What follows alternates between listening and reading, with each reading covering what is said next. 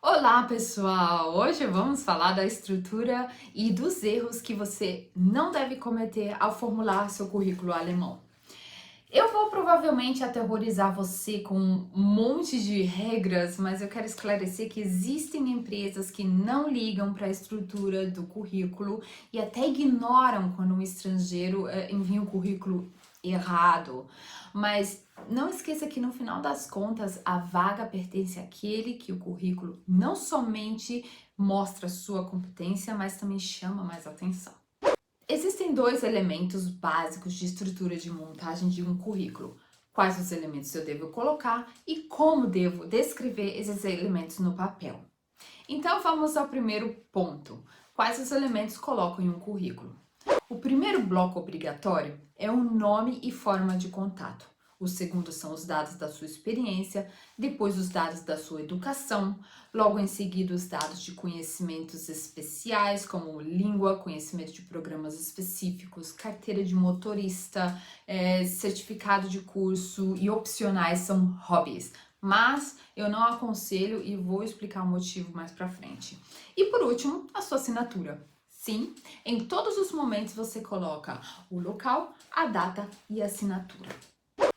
Agora vamos para a estrutura em si, que é como descrever corretamente esses blocos que eu acabei de mencionar. Anota aí.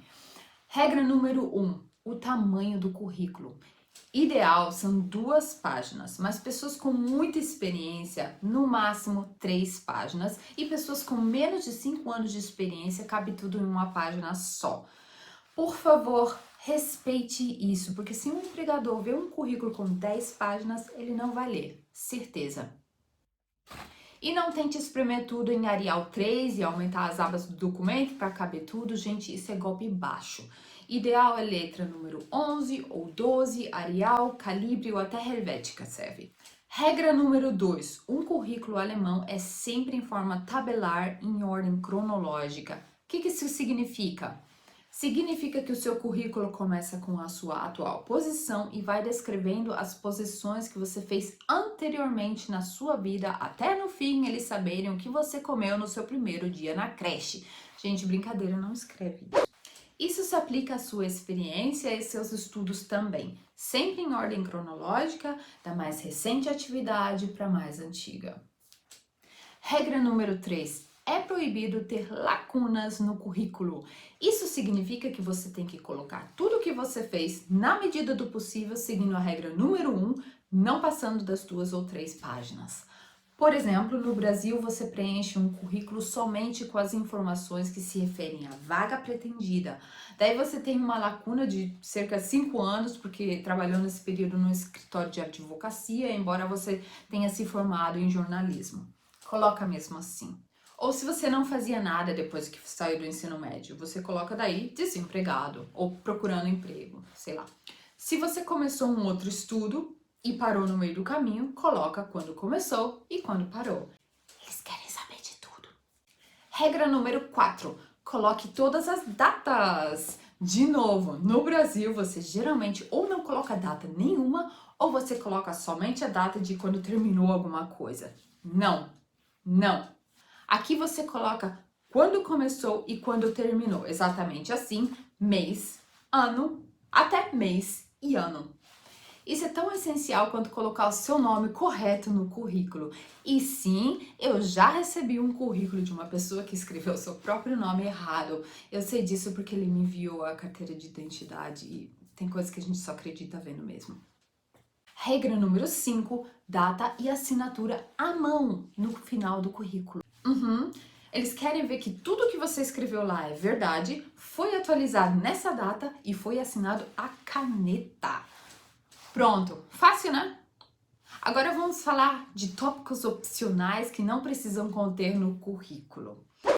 A partir de 2006 foi decidido na Lei de Antidiscriminação, a Gleichbehandlungsgesetz, que algumas coisas não são necessárias serem descritas no currículo, a não ser que você tenha uma vantagem específica para essa vaga, como por exemplo, eles querem algum muçulmano para ser assistente social ou um funcionário para um museu de budismo. No mais, as seguintes informações não são obrigatórias. nacionalidade, estado civil, religião, hobby e dentre todas essas coisas está também a foto.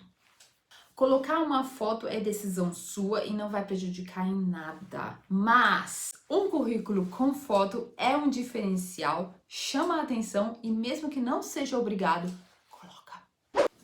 Agora algumas dicas de erros a evitar para que seu currículo não caia direto na lixeira. Por exemplo, se você cometer erros na estrutura que eu acabei de explicar ou se você esquecer algum bloco nessa estrutura, seria fatal, né? Esquecer o cabeçalho, por exemplo.